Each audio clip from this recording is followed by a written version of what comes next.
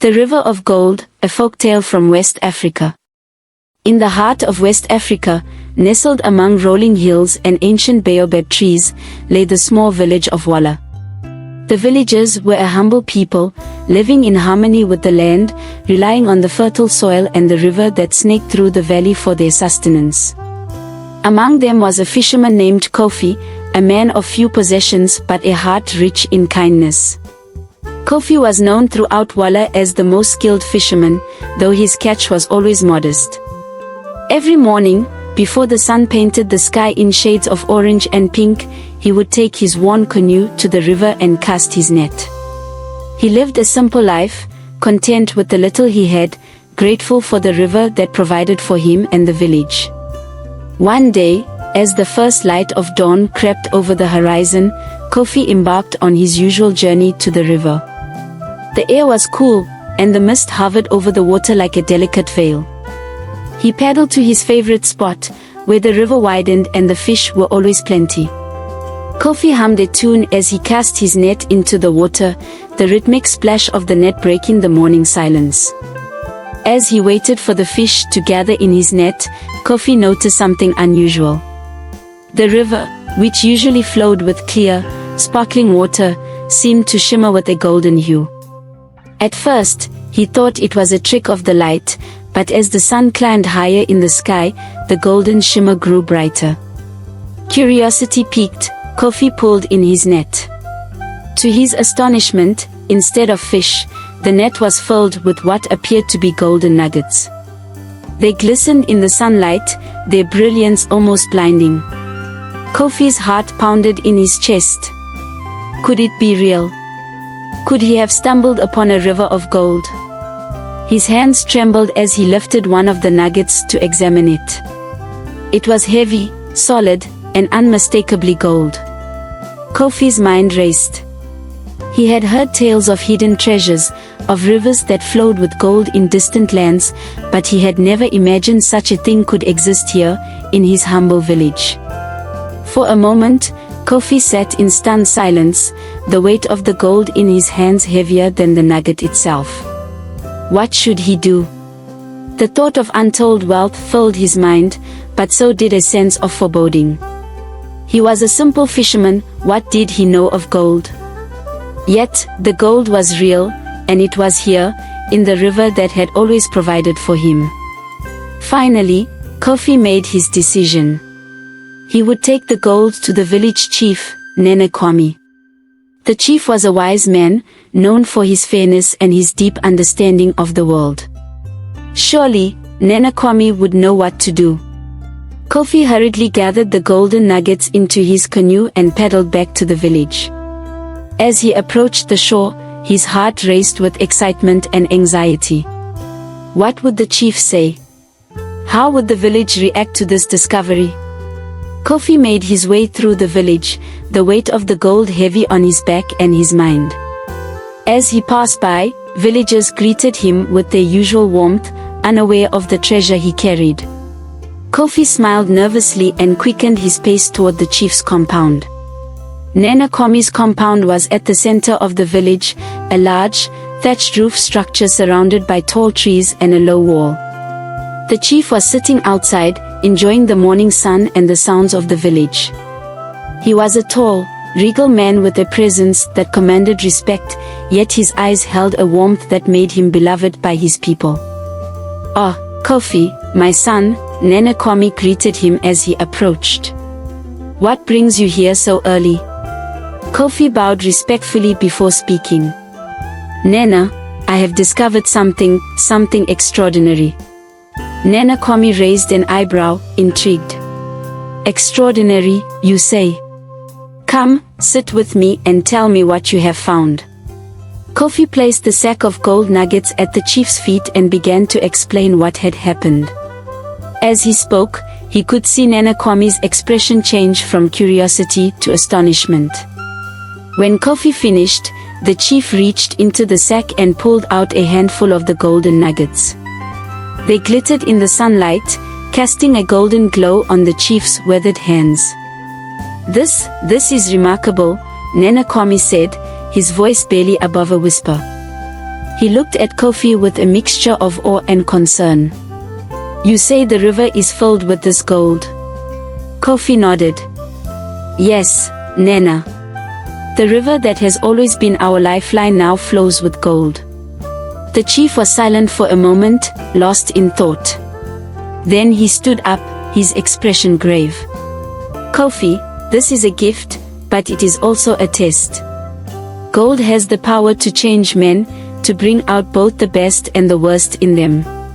We must be wise in how we handle this discovery." Nana Kwame called for a council meeting, summoning the village elders and leaders to his compound. Word of Kofi's discovery spread quickly through the village, and soon everyone was buzzing with excitement. The council members arrived, their faces filled with curiosity and anticipation. Kofi stood before them and recounted his discovery once more. The elders listened intently, their expressions shifting from disbelief to amazement as Kofi emptied the sack of gold nuggets onto the ground. The sight of so much gold left them speechless. Finally, Nana Kwame spoke. "This is a momentous discovery, but we must proceed with caution. We cannot let greed consume us, nor can we allow this gold to bring discord to our village.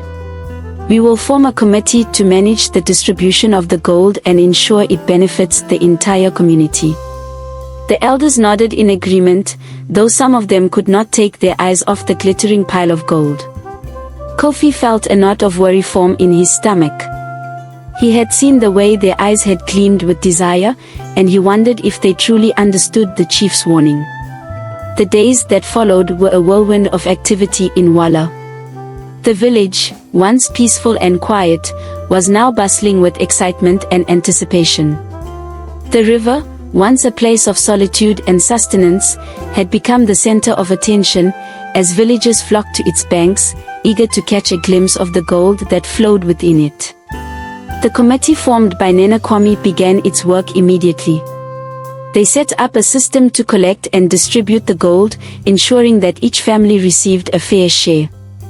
Kofi, as the discoverer of the river, was appointed as the head of the committee, a role that he accepted with a mixture of pride and trepidation. At first, everything seemed to be going well. The villagers were overjoyed with their newfound wealth, and there was a sense of unity as everyone worked together to collect and manage the gold. The village began to change, slowly at first, then more rapidly. Houses that had once been simple and modest were now being rebuilt with more elaborate designs, adorned with gold trimmings. The villagers, who had once been content with their simple lives, now dreamed of more wealth, more power, more prestige. Kofi watched these changes with growing unease. The river, which had once been a source of life, now seemed to be a source of greed. The villagers, who had once been kind and generous, now seemed to be consumed by their desire for gold. Arguments broke out over the distribution of the gold, and jealousy began to fester among those who felt they were not receiving their fair share. Nana Kwame, too, noticed the changes in his people. He called Kofi to his compound one evening, as the sun was setting over the village. "Kofi, my son," the chief said, "I fear that the river's gift is becoming a curse. The gold that was meant to uplift our village is instead sowing discord and greed. I worry for the future of Wala." Kofi nodded, his heart heavy. "I have seen it too, Nena. The villagers are no longer content with what they have. They want more, and it seems that no amount of gold can satisfy them." The chief sighed, his face lined with concern. "We must find a way to remind them of what is truly valuable in life. Gold is a treasure, yes, but it is not the greatest treasure. We must teach our people that there are things far more precious than gold, things like love, kindness, and community." Kofi left the chief's compound that night with a sense of determination. He knew that something had to be done to save his village from the grip of greed, but he was not sure how. He prayed for guidance, hoping that the ancestors would show him the way. As time passed, the situation in Wala grew worse. The gold from the river continued to flow, but it was never enough to satisfy the villagers' growing greed. The once close-knit community began to fracture as jealousy and envy took root. Neighbors who had once been friends now eyed each other with suspicion, and disputes over the gold became more frequent and more heated. The committee, once a symbol of fairness and unity, was now seen as corrupt and biased. Accusations of favoritism and theft were whispered behind closed doors, and some villagers began to take matters into their own hands, sneaking to the river at night to gather gold in secret. Kofi watched in despair as the village he loved fell apart. He felt responsible for the chaos that had engulfed Walla, and he knew that he had to do something to stop it. But what could he do? The gold had become an obsession, and no amount of reasoning or persuasion seemed to quell the villagers' thirst for more. One night, as Kofi lay awake, tormented by his thoughts, he had a dream.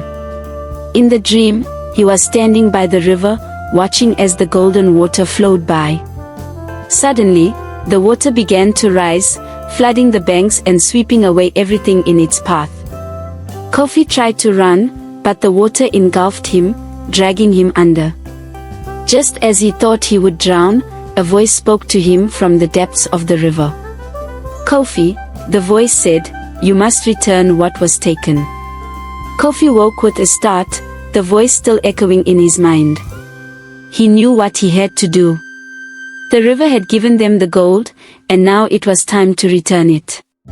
He believed that only by returning the gold could the village be saved from the curse of greed that had consumed them. The next morning, Kofi went to the chief and told him about his dream. Nana Kwame listened carefully, his expression serious. "I believe the ancestors are speaking to you, Kofi," the chief said. "We must heed their warning. But how can we return the gold? The villagers will never agree to give it up. We must show them the consequences of their greed," Kofi replied. "If they understand the price they are paying for this gold, they may be willing to return it." Nana Kwame agreed, and together they devised a plan. That evening, the chief called a village meeting, summoning everyone to the central square. The villagers gathered, curious and uneasy, as they had not had a meeting in some time. "My people," Nana Kwame began, "we have been blessed with a great gift from the river, but this gift has come at a cost. Our village, once united and peaceful, has become divided and filled with strife. Greed has taken hold of our hearts, and we have forgotten what is truly important." The villagers murmured among themselves, some nodding in agreement, others looking skeptical. Kofi had a dream, the chief continued, a dream in which the river spoke to him. The river told him that we must return the gold that we have taken, or we will face even greater misfortune. "I ask you now, my people, to consider the path we are on. Will we continue to let greed destroy our village, or will we choose to save what is truly valuable, our community, our love for one another, and our way of life?" Kofi then stepped forward and shared his dream with the villagers. He spoke of the flood, of the voice that had spoken to him, and of the need to return the gold to the river. His words were met with a mixture of reactions. Some villagers were moved by his plea, while others were angry and resistant. "Why should we give up our gold?" one man shouted. "It is our right to keep it. We worked hard to gather it." "Yes," another woman cried. "This gold has changed our lives. We cannot just throw it away." Nana Kwame raised his hand for silence. "I understand your concerns, but think about what this gold has truly brought us. Have we found happiness, or have we found misery? Have we become richer in spirit, or have we become poorer?" The chief's words hung in the air, and slowly, the mood of the crowd began to shift. Some villagers lowered their heads in shame, while others began to nod in agreement. The chief's wisdom had struck a chord, and the reality of their situation was becoming clear. The next morning, Kofi, Nana Kwame, and a group of villagers set out for the river. Each of them carried sacks of gold, ready to return it to the waters from which it had come.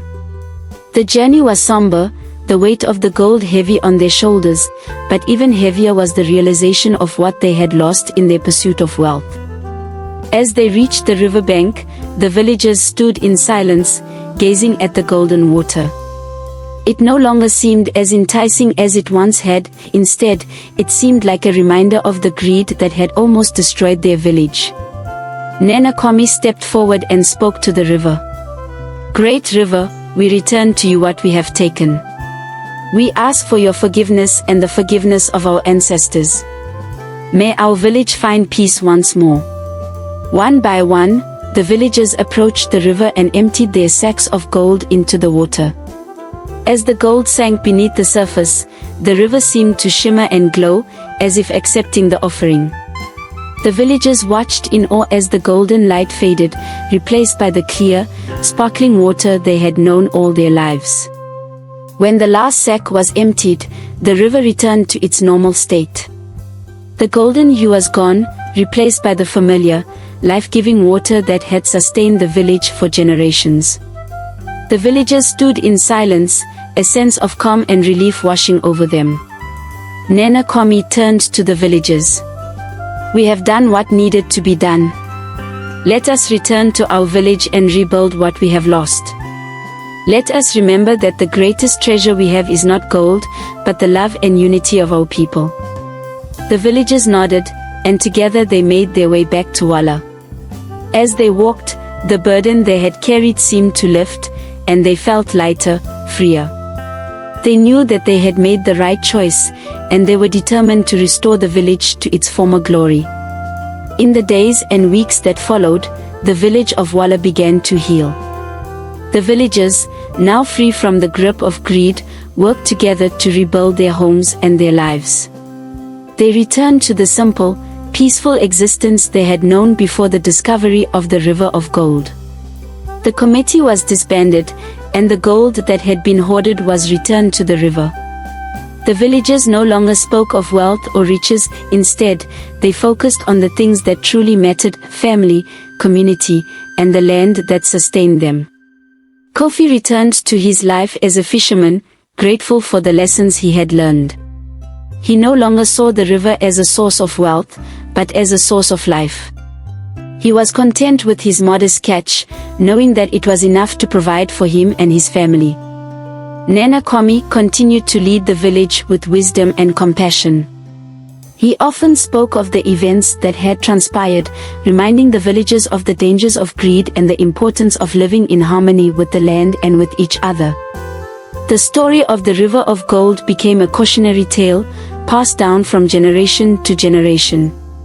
The villagers taught their children about the dangers of greed and the importance of valuing the things that truly mattered. The river, once a source of temptation, was now seen as a reminder of the lesson they had learned. As the years passed, Wala prospered in ways that had nothing to do with gold. The village became known throughout the region for its unity, its generosity, and its wisdom. Travelers who passed through were always struck by the warmth and kindness of the villagers, and they often left with stories of the wise chief and the humble fisherman who had saved their village from ruin. Kofi lived out his days in peace, knowing that he had played a part in preserving the village he loved.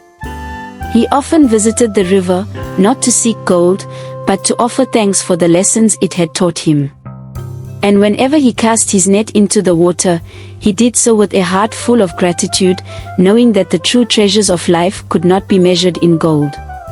Many years after the events of the River of Gold, a group of travelers arrived in Wala. They had heard stories of a river that once flowed with gold and were eager to see it for themselves. The villagers, now elders, smiled at the travelers' curiosity and shared with them the tale of the River of Gold and the lessons it had taught them. The travelers, fascinated by the story, asked if the river still held any gold. The elders shook their heads, explaining that the river had returned to its natural state, and that the gold had long since disappeared.